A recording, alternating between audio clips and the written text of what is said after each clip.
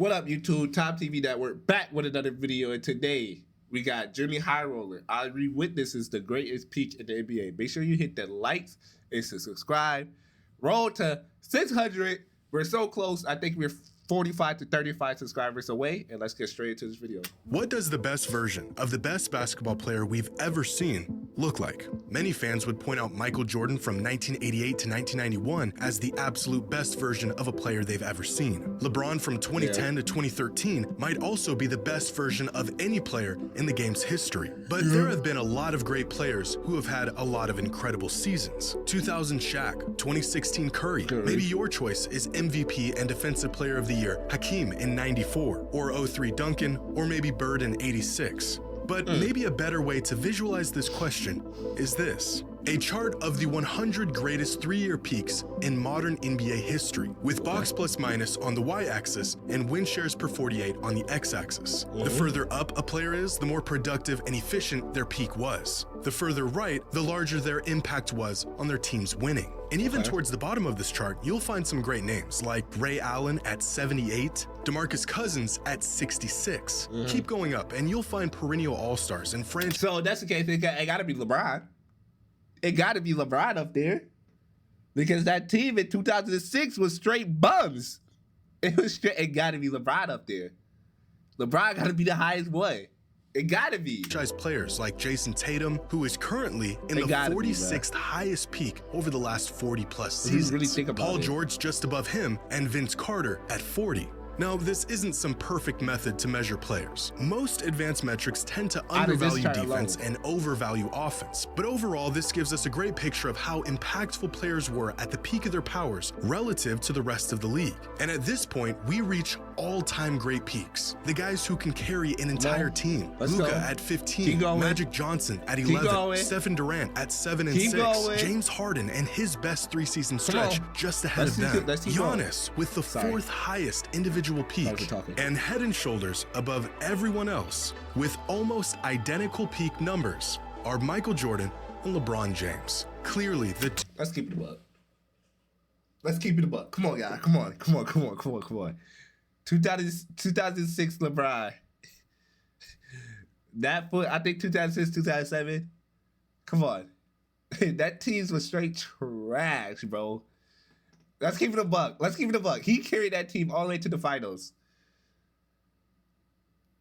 And that Cavaliers team was trash. You can't name nobody else on that Cavaliers team unless you are like a LeBron true fan. Like if you like just watching basketball, bro, come on. Let's keep it a buck. Come on. If Michael Jordan, you can name at least Scottie Pippen and Dennis Rodman. Come on. Let's keep it a buck. Yeah, they won 6 years, even though we lost to the finals. But let's keep it a buck. Come on. Please. Two best peaks we've ever seen. Until Nikola Jokic showed up.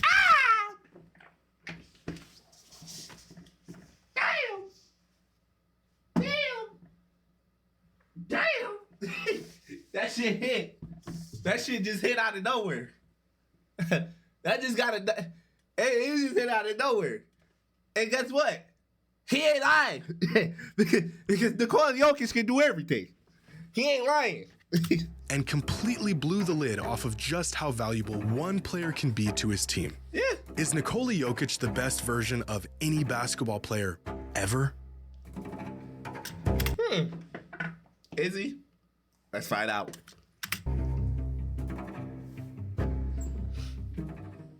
Today's video is brought to you by SeatGeek. No, SeatGeek. On 10, find the best. Hit me up if you want doesn't to always get translate to winning videos. basketball. Truly impacting the game. They can put up great.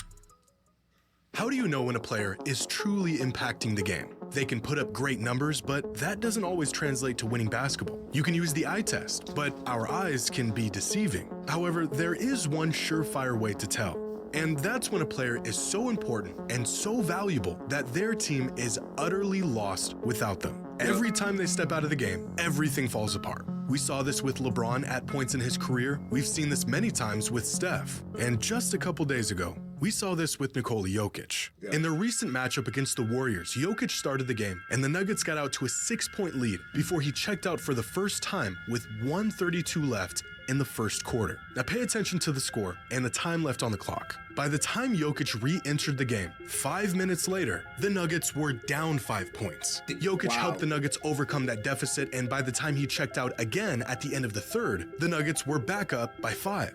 By the time he returned to the game, just 2.5 minutes later, the Nuggets were down 3 points. Wow. Jokic played the rest of the game, and the Nuggets ended up winning by 4. Jokic was on the bench for just 8 minutes of this game, was a net plus 42 points, and the Nuggets won this game by just 4. And that pretty much sums up how important Nikola Jokic is on a basketball court. Pair the impact he makes on his team's success with stat lines that make you question No, that's crazy, bruh. That's crazy. Everything you've ever known about basketball, and you have yourself a player who is beginning to enter conversations that some fans aren't quite ready to have. Are we witnessing the highest peak in the history of the NBA? Some people think so. We're now going on 5 seasons of this guy being the best player on the planet. And despite 3 MVPs in 4 seasons, the man has somehow found a way to take his game to even another level. Is there still a gap between Jokic and the highest peaks in basketball history? Or is this version of Jokic peaking higher than any player we have ever seen before? Well, there's a pile of evidence that suggests he is. So far this season, when Jokic is on the floor, the Nuggets score 31 more points per 100 possessions, which means Jokic is single-handedly the difference between the Nuggets being one of the best offenses in NBA history and one of the worst. But the absence of any great offensive player will wreak havoc on a team. It should be expected that a system will struggle when you take out their most valuable and important player. From 2015 to 2017, the 3-year offensive peak of Steph Curry's career, the Warriors scored 15 more points per 100 possessions when he was on the court versus when he wasn't. And Steph's offensive value throughout this 3-year stretch had become the gold standard in the modern NBA. According to Cleaning the Glass, which has a database that dates back to 2004, no other player over the last 21 seasons has been able to match Steph's offensive impact. LeBron came relatively close from 2008 to 2010, elevating the Cavs' offense by 13.5 points per 100 possessions. Peak Chris Paul and Steve Nash were the catalyst to 2 incredible offenses. But even amongst offensive juggernauts, Steph was in a league of his own. Until Jokic hit his peak, where he has been the most impactful offensive player over the last 2 decades, and it's not even remotely close.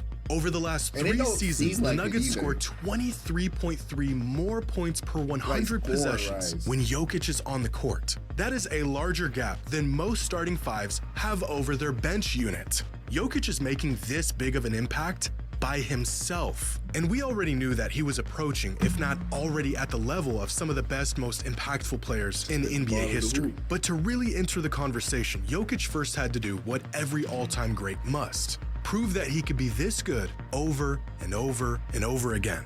That his dominance transcended who you put around him, and that his impact wasn't some 3-year abnormality. And he's now done that. He's way past the point of skepticism, and now entering the point where we have almost built a tolerance to his absolutely mind-bending stat lines. Basketball Reference cites a season where a player achieves a box plus minus of 10 or more as an all-time great season. As they put it, think peak Jordan or LeBron. And only 16 players in the history of the NBA have achieved this mark for a single season. Only 4 of these 16 players have achieved this mark in multiple seasons, those players being LeBron, Jordan, Giannis, and Chris Paul. Nikola Jokic has a box plus minus of 10 or more for his entire career. Easily the highest BPM of any player in NBA history. In fact, there have only been 8 individual seasons where a player logged a box plus minus of at least 12. LeBron James did it once back in 2009, the most productive and high usage season of his entire career. Michael Jordan did it twice. Once back in 1988, arguably the greatest individual season in NBA history and the best statistical season of his career, and again in 1991.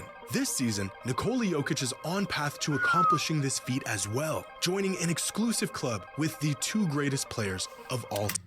So are we saying, okay, how Jimmy talking? If Nikola Jokic actually retires, is he going to be in the conversations with the GOATs? But he's been in the club for a while now, because he also did it last season, and the season before that. Oh, and the season before that, and the season before that one. 5 straight seasons of basketball, equal or better than the... No, I ain't trying to put it out the air, but you notice how Michael Jordan is only 6 and LeBron James is 3? So I'm just gonna put that out there. Very best seasons of LeBron and Jordan. But you don't have to seek out metrics to see how Jokic has mastered the game. Every single time he steps on the court, it is clear that he is just simply better than everyone else. From the top of the key all the way to the rim, there isn't anywhere on the court where Jokic can't pick apart a team. Near the rim, Jokic is virtually automatic. He's got the size and strength to abuse even the best big men in the league, because as everyone was tailoring their game to spacing and athleticism and speed, Jokic has gone the other direction. The size of a true big with footwork and touch around the rim that most defenders in the NBA today have no idea what to do with. For most big, punishing centers, this is the extent of their expertise, a game built to dominate around the rim. And there's 2 counters for players like this. Try to push their game away from the rim, or collapse and force them to make a play. 2 counters that have been relatively effective since the beginning of time. Except Jokic will feast on both of these options. As the best playmaker in the league, collapsing or sending multiple defenders at Jokic doesn't work. He'll find the open man and make you pay with a 3-ball. The man is sick. If anything, this is probably his preference. Send help. We wanted the 3 anyways. So as of late, teams have tried option number 2, force his game away from the rim. And this has worked in the past. As we saw in last year's playoffs, teams forced Jokic to shoot the outside shot, and he struggled quite a bit. 26% on 4 threes a game in the postseason. This was the chink in his armor. Well, at least it was, because this season, Jokic is shooting 50% from 3 on 4.2 attempts per game. 50%. That's crazy. 50% in the amount of shots that he took, that's crazy work.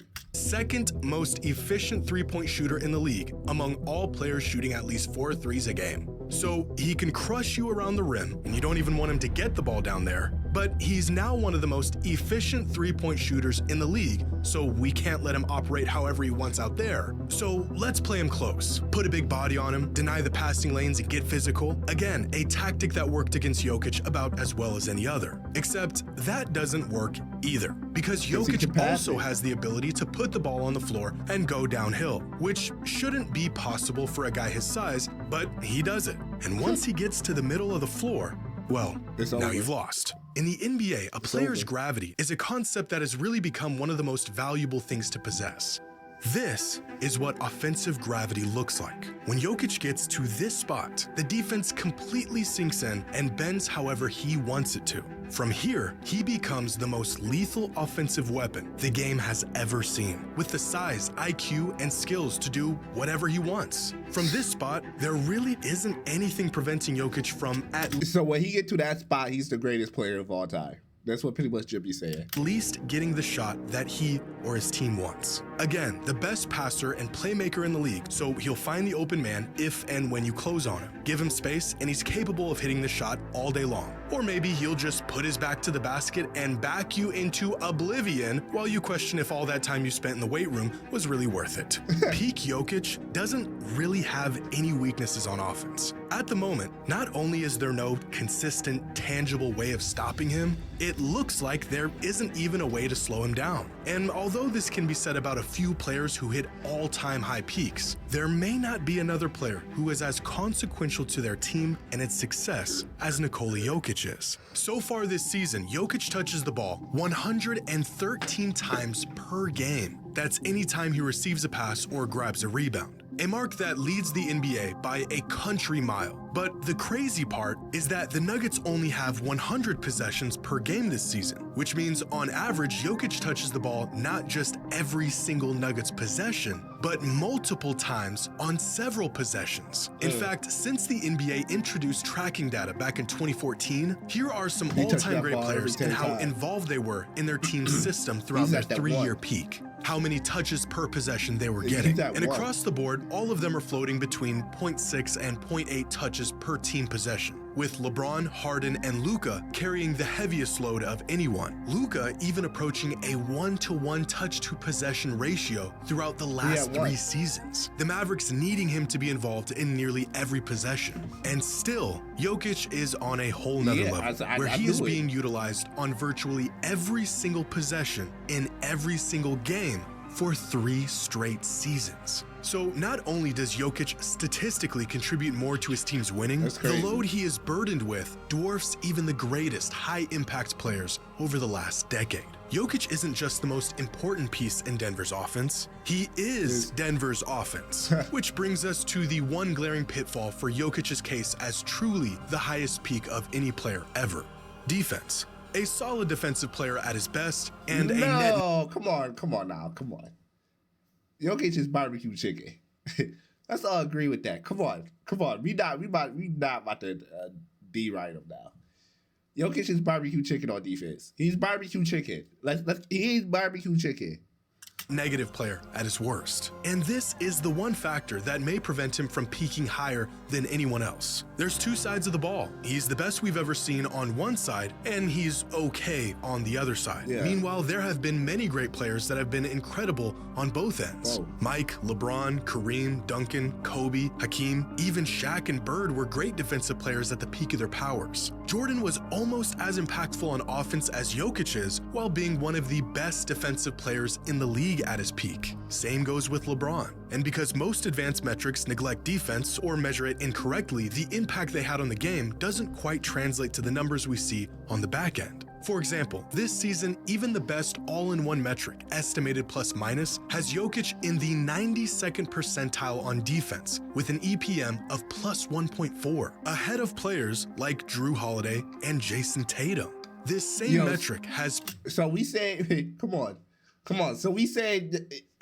peak DPOY candidate LeBron at a defensive EPM of just plus 1.2, which is worse defensively than Jokic this season. And it doesn't take an analyst to know Jokic and 2013 LeBron are worlds apart on the defensive end. Where Jokic gets the benefit from virtually every metric we look at, some other players may not. And I don't know if unprecedented offensive mastery is enough to overcome the fact that Jokic is considerably worse on defense than others are. At least, I don't think so. But when I actually watch Jokic play, it's not the metrics, but my eyes that tell me he's influencing and impacting the game just as much as anyone I've ever seen.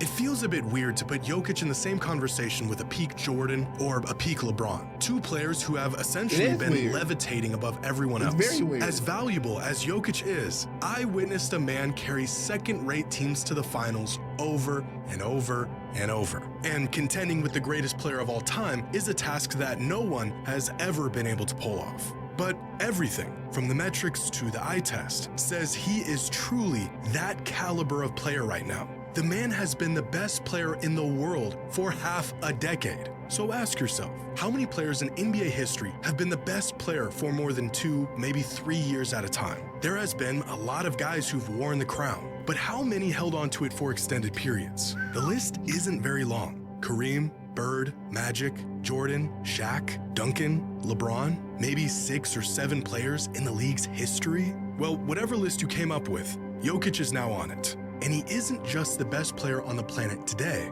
he is one of the best versions of any player ever.